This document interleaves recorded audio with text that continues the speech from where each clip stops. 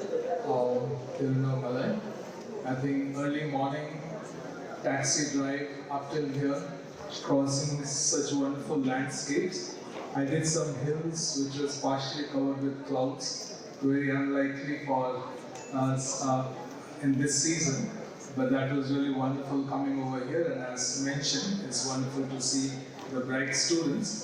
So, as we have heard about diabetes, and I guess most of you are aware the magnitude of this problem. Today I guess we have august speakers, so I should be careful what I speak, and the people who have been working into this field for many years. But I would challenge your mind today to think a little differently about the disease that we have, which we think we know. And I'm sure many of us who have been into medicine for so many years, we tend to think we know. We are medicine people and we treat medical diseases, but sometimes we extend some surgical help to treat medical problems, which they are very proudly telling us that we treat better than you. Our patients does much better. The medical therapy they do move away from the control. So in all these backgrounds, we'll try to take a journey. I think whatever I have is already spoken, so maybe I'll be taking this time a little informally to help you think in your own mind some things that you think you know, but as time passes by, we tend to learn more and more about conditions which we think we know it. So I'll be looking into diabetes from a reversal point of view. We'll first settle the terminologies that is being used and what's the correct terminology to be used.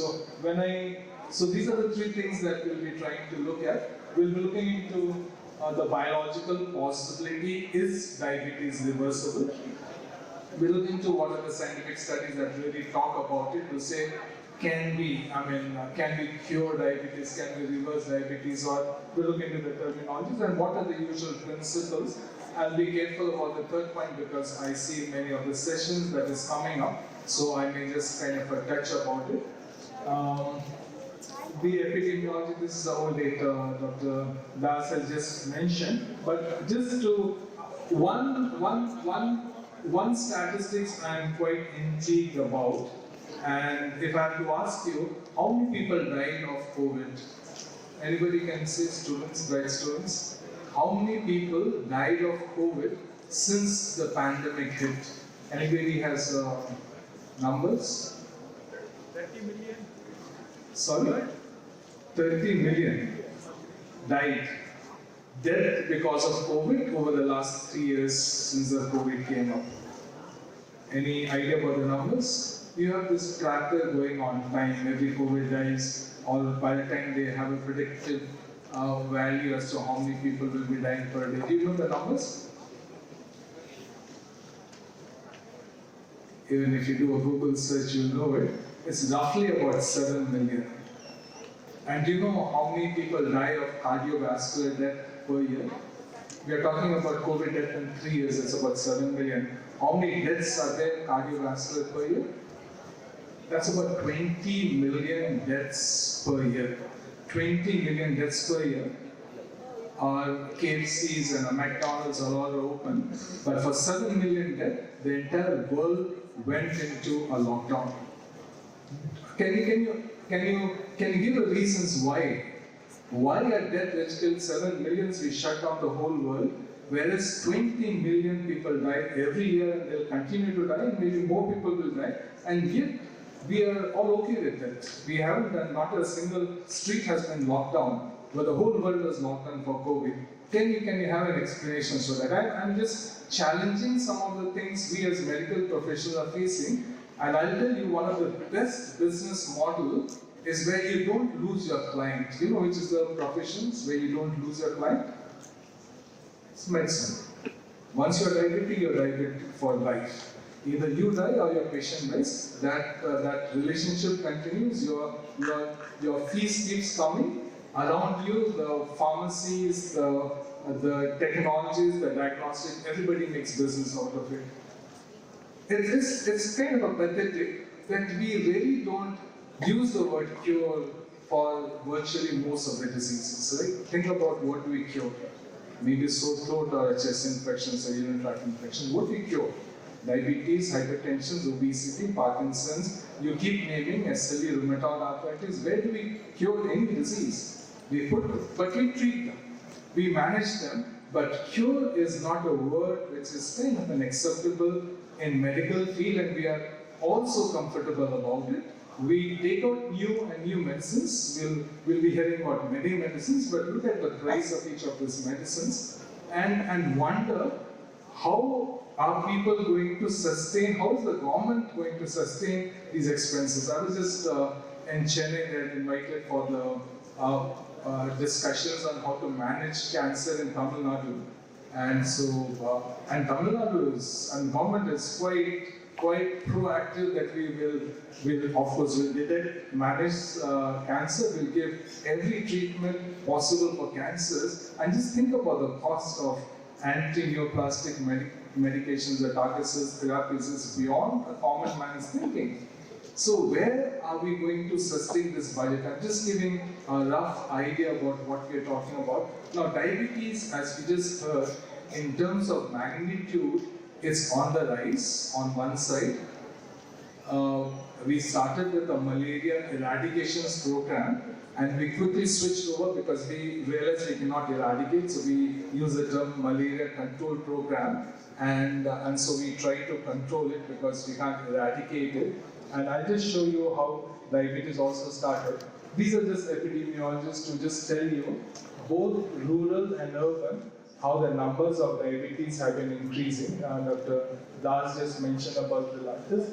And now this is just to help you see, in last one decade, what the government has been doing for diabetes. Each programs you can see, from National Program for Prevention and Control of Cancers, the National Health Missions, which was initially maternal child, got clubbed with NCDs. Both the urban and rural got clubbed into one program. And then after that, you see all the other programs. Interesting. Diabetes Control Program, Ayushman Bharat, Pradhan Mantri Jan Arogya Yojana, Eat Right. I wonder whether you are aware of something called Eat Right.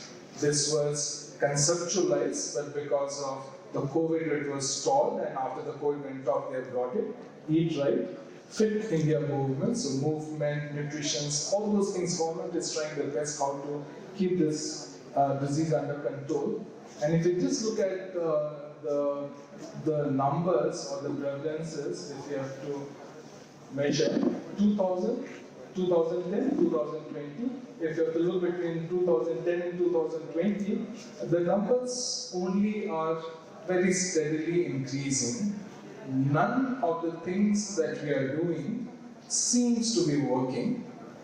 We are maybe diagnosing them, maybe we are diagnosing them early, maybe we are starting them on medicines with a hope that complications would be less. But really speaking in terms of the number, nothing seems to have much changed either in the urban or rural.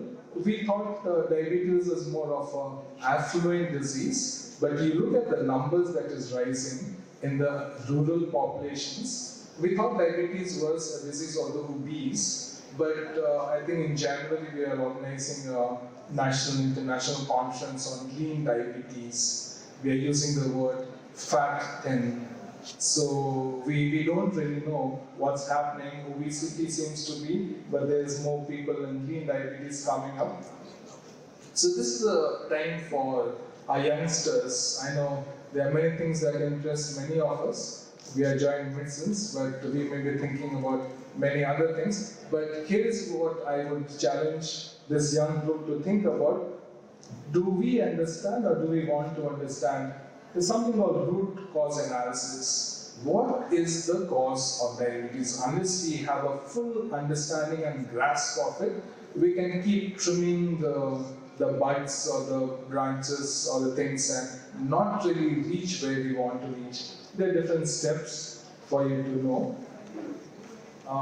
So there are two things we are looking into. What causes diabetes? Is it possible to reverse it? A lot of claims, a lot of programs, a lot of books that you see across. open a paper, open a magazines, and you can hear people having a lot of claims. Is there a basis? Diabetes is irreversible. People say it's reversible. A lot of people have a lot of claims. Look at what American Diabetic Association begin with. What was the vision statement? It's very interesting to watch. The mission of American Diabetic Association is to prevent and cure diabetes. This is in 1939. We envisage that this disease, what is a disease we can't manage? This disease, we are going to cure it. That was in 1939. And we were looking at a world free of diabetes. Look at the world from then till now, the numbers have only become worse. Just to clarify the terminologies, people are quite excited using the word reversal. It's almost saying cure.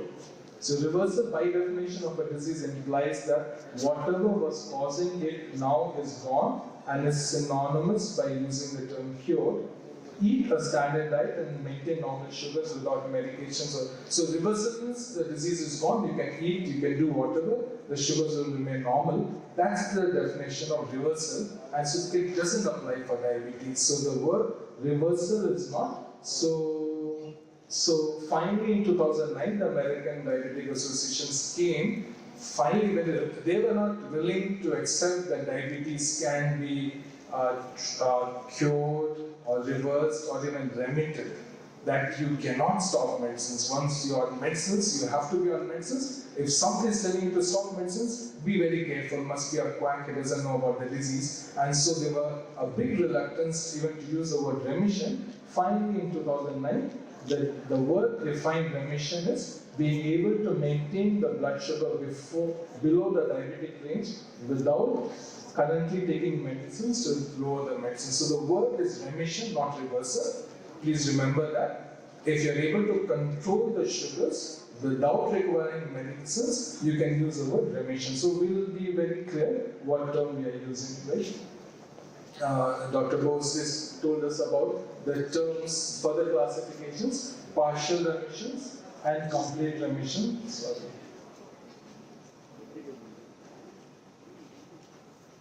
So, we heard, so partial remission is when your HbA1c is less than 6.5.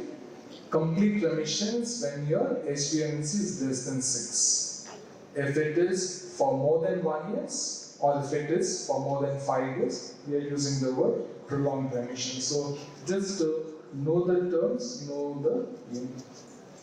Now, when we look at the very old trials that we started off with, we call it as the diabetic complications control trial, which is done in type 1 diabetes. This is in 1983 to 93, about 10 years. And the second trial that was started in UK. UK has been doing major follow-up of most of the diabetics over a long period of time. The UK PDS is about 20 years follow-up. What message that we learned from this trial was that if you strictly control diabetes, you will have prevention of the complications. That was the major objective. But when you look into these patients, what you realize that some of them who had some early complications, they were very surprised to find that those complications were being reversed. Mild proteinuria, the proteinuria had subsided. Some people with some mild neuropathic symptoms, the symptoms had subsided. So something that was reported over there, the study was not geared to look at it, but that was something that was observed at that point of time, and that was something very interesting to note over there. One of the landmark studies, and this is Dr. Dean Amish, a cardiologist in San Francisco, while he was an intervention cardiologist but very passionate about lifestyle, and sort of his own curiosity and interest, he started trying to put people on lifestyle and see what happens to the atherosclerotic blocks that they had. And this is what he published in Lancet in 1990. And in 1998, he had a 5-year follow-up of these patients who were on full lifestyle program that was diet, exercise, he was using medications, and they were meeting in a group in San Francisco. And these people had angiographically blocked arteries, and when they put them onto this, and some of them he had taken off even the statins. And when they repeated these angios after 5 years, they found that these blocks had actually opened up. Atherosclerosis, we always thought was an irreversible process. It doesn't reverse. So this was one landmark study to say that some process or pathological process that has begun can also reverse. Was something new concept that he had brought in, and this he had published. These were something that this is purely just by changing lifestyle, not even drugs. And what is very interesting in the follow-up of 5 years that they saw was the patients who had blocked, the block was opening up. But look at the other group. All patients who are on a standard therapy for ischemic heart disease, it doesn't halt the atherosclerotic process. At the best, it does it slows. All the studies shows that it's better than not giving them any medicines, but it doesn't halt the process. The process continues on. Maybe we slow it at the best that we can do, but anything that can reverse a pathogenic process was where you have to hit the root cause of what is causing that process. And that was pretty profound. And from here, a lot of interest and studies have been going on in terms of changing. Of course, the surgeons had to teach the endocrinologists how to treat diabetes better. And if you guys didn't believe that it can be reversed, they said, okay, we'll show you how it reverses. And the earliest studies in terms of diabetes control or reversal started with the bariatric, and these are the various I've just listed on. We already had a presentation on this. So the oldest was the Swedish OB study in 1980, and then subsequently multiple groups with their own studies putting it all together. These are something Dr. Bose has just told us. If you look at the remission rates is about 56% to 80 to 95%. I mean, amazing statistics. You do a surgery and you find they are off their medicines. I mean, who would not want that, right? Only issues was a little nutrition-related issues. Complications of the procedure was pretty low, so seems to be an acceptable thing. And you look at the long-term follow-up, almost 7-8 years, they are all still within the range that you would want them to be. When you look at the odds of diabetes remission, in the first 2 years it's about 13.3. At 10 years it falls down to 5.3. At 15 years it's about 6.3. So as much as we have restricted, it's like, I call this like punishment. You can't take care of your diet, okay, punish you or cut your stomach, and now you go and eat whatever you want. How much can you eat? The stomach is already cut down. Some people say the better that is do a dental wiring. Just wire the teeth. The fellow can't eat, or maybe give him a little hole through which he can put a straw, and that's all that he can eat. Just think about it. Sometimes it sounds so ridiculous. How we have to help people. We are asking a very basic questions. Something is wrong with us as medical professionals that we come up with some funny ideas of how to treat some diseases where the patient refuses to do what they need to do. So we also come with some funny, erratic things that we think is best. If you show statistics of pediatric studies, sounds pretty impressive.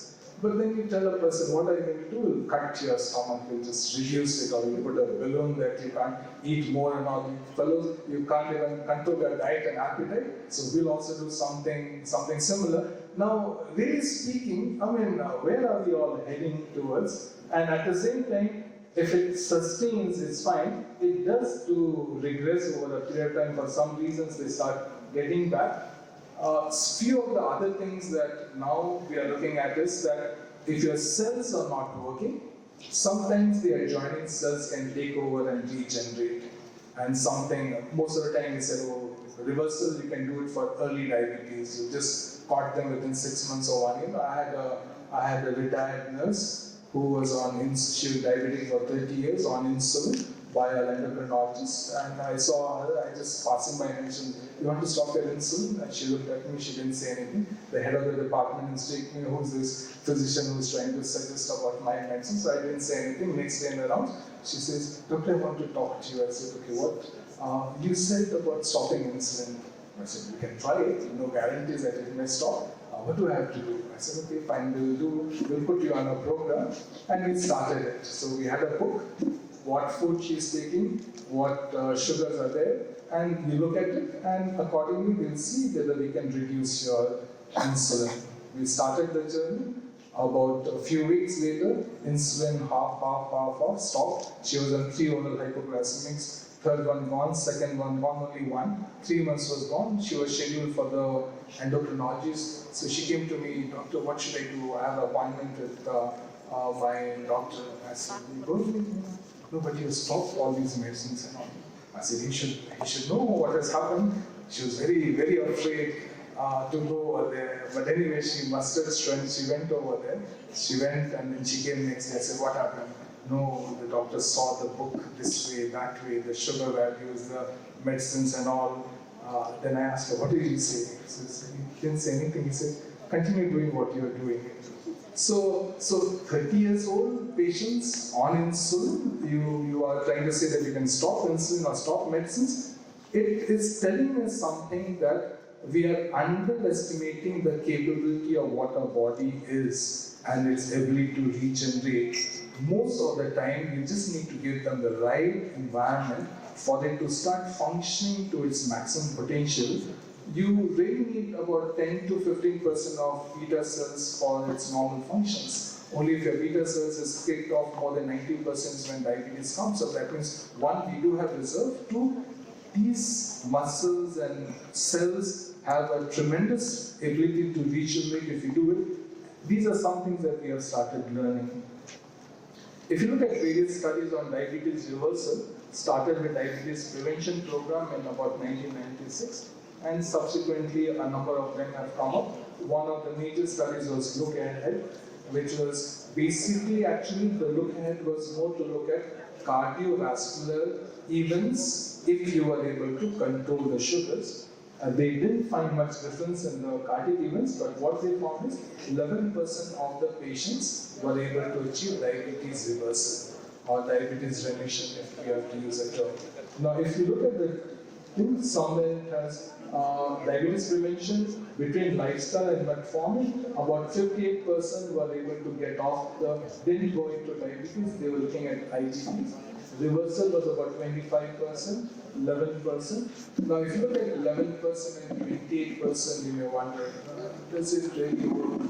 Will people really follow what we are telling them to do? Is it worth so much of effort? Some of the patients then come and say, what? You're changing the diet, they can't eat this, they can't do that. That's so terrible that you're making the patient worse. I said, okay, you open your heart, chest and take out the heart and change the vessels. That is okay, but changing the diet and not making them eat, that seems to be a very terrible thing that you do. So you see, we have so much of perceptions difference.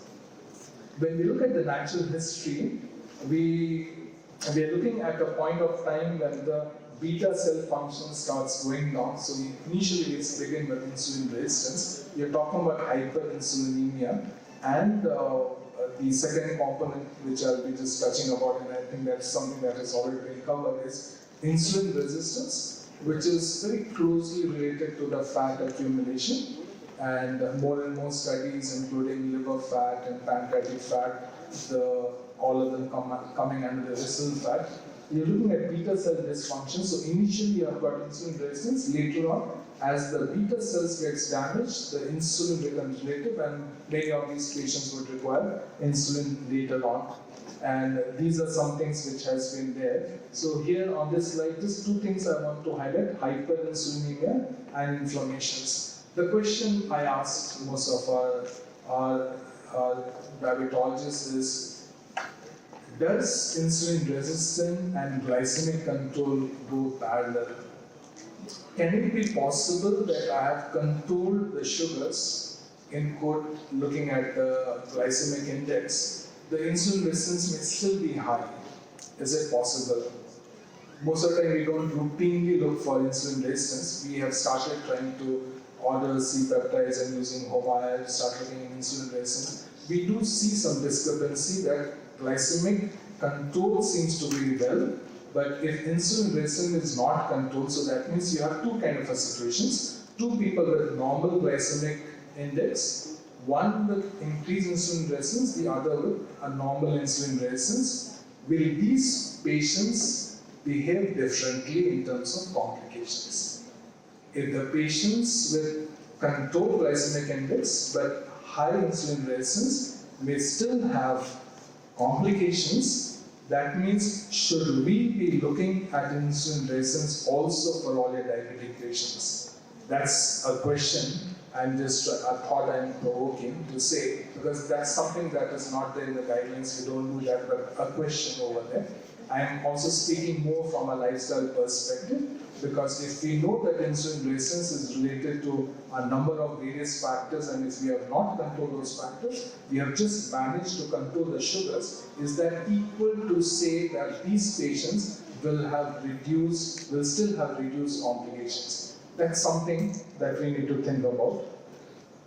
All these things, I guess, we have gone through. One of the thoughts, one of the principles or understanding in the whole understanding of diabetes and insulin resistance is also coming from microbiome. I'll put it at 3 levels. Number one is we have a gene. My father was a diabetic, my mother was a diabetic. I'm almost 58 years old. I don't have diabetes. Technically, I should be having diabetes. I don't have a diabetes. So if I have a gene, most likely I have a gene for diabetes. Who develops diabetes? Is it genetic things sufficient?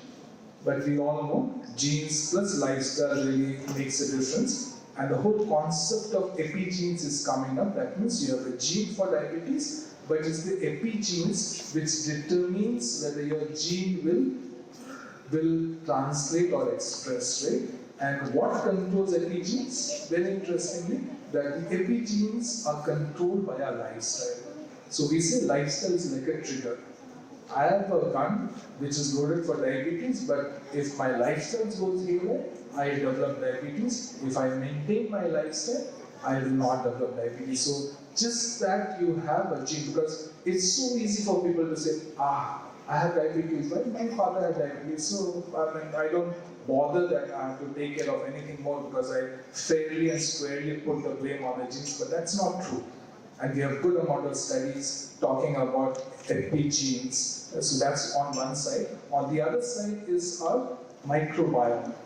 Did you know that how many of you have finished your microbiology? You have finished your microbiology? All of them? Okay.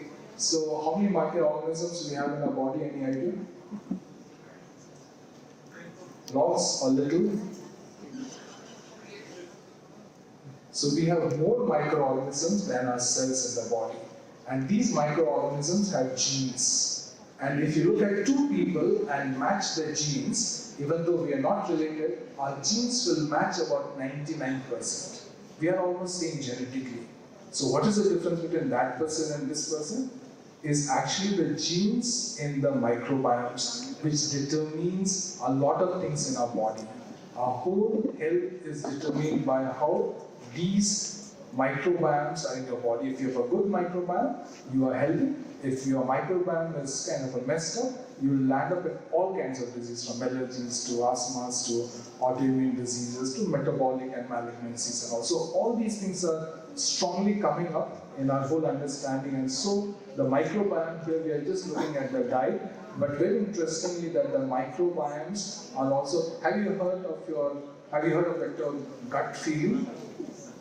I have a gut feeling that this guy is bad or this guy is wrong. Right? Where is that word coming from, gut feeling? It's somebody knew about it. Gut feeling is basically a microbiome which is sitting in your intestine, which is connected to the neural network over there, and that connects with your brain.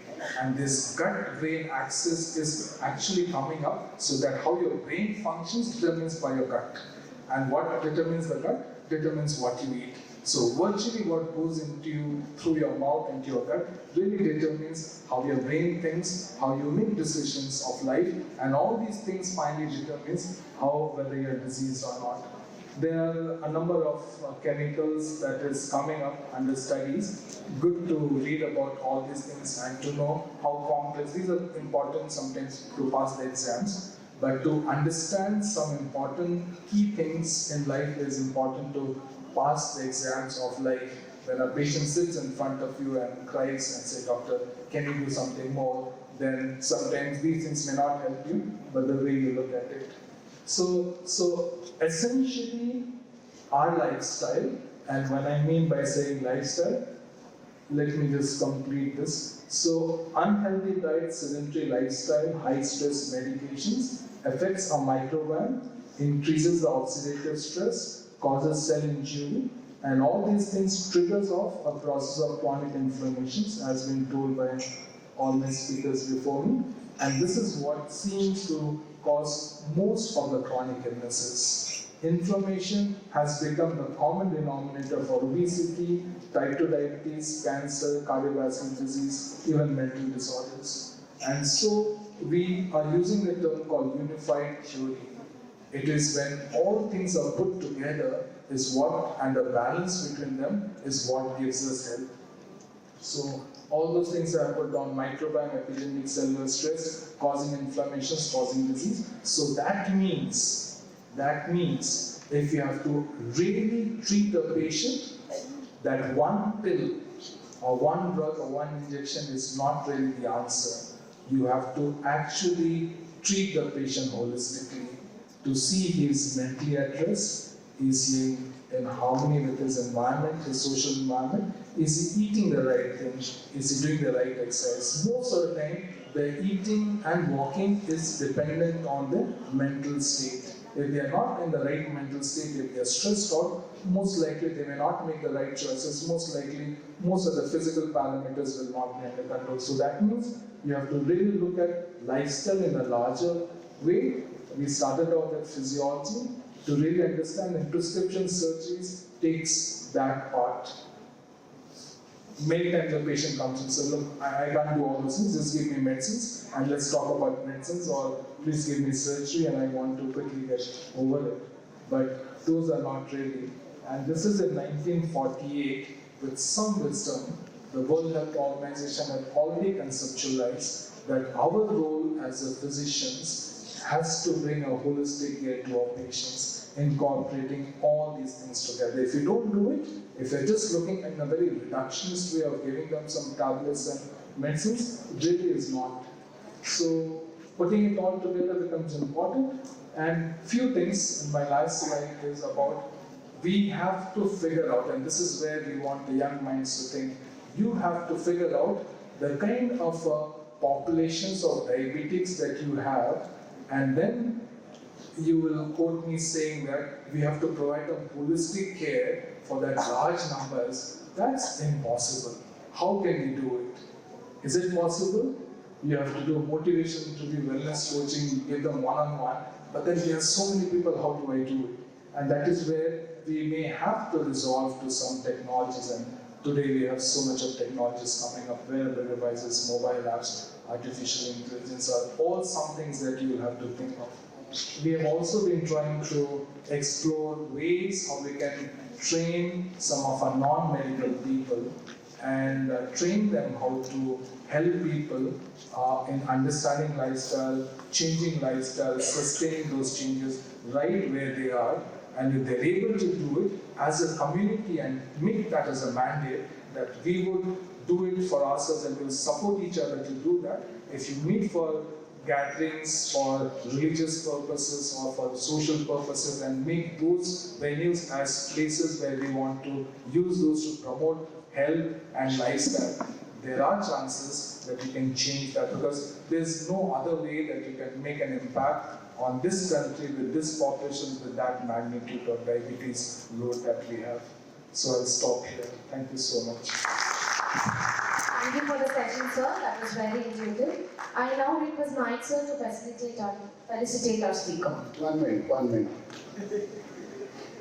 Sir, you have explained in such a way that what reality is going on, what fact is going on.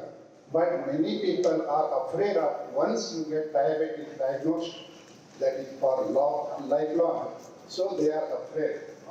But there are so many remedies what you have explained.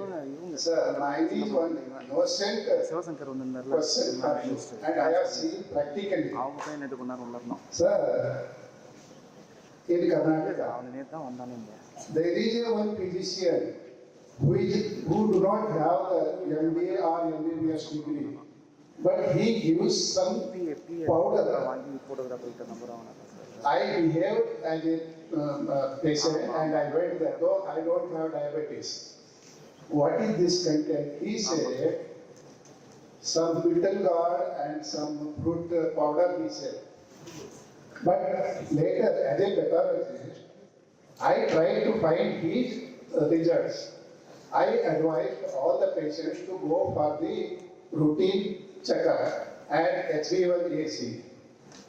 But later, after 6 months, even HbA1c is 5.2 something percentage it is coming, though they were diabetic.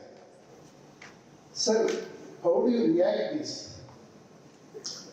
Very good questions, and I'm sure a lot of you may have come across people who have big claims. So this is why it is very important for us to take that responsibility, because in the community there are n number of people. In our own foods that is available, there are foods which does bring down the sugars. So what the key thing that we talk about is it has to be holistic. Again, our tablets should not be replaced by some powders or some puriyas over there. It's about looking at them holistically, do it scientifically, check the sugars whether it's coming down. If we take the natural food, we use the term whole food plant-based diet. Whole food plant-based, if you take that, if you look at global burden of disease and look at the topmost cause for nutrition risk for things, whole grains, fruits and vegetables, all those things does work in bringing down not just sugars, but almost every. Thank you, sir. Thank you very much. It's a wonderful lecture, sir.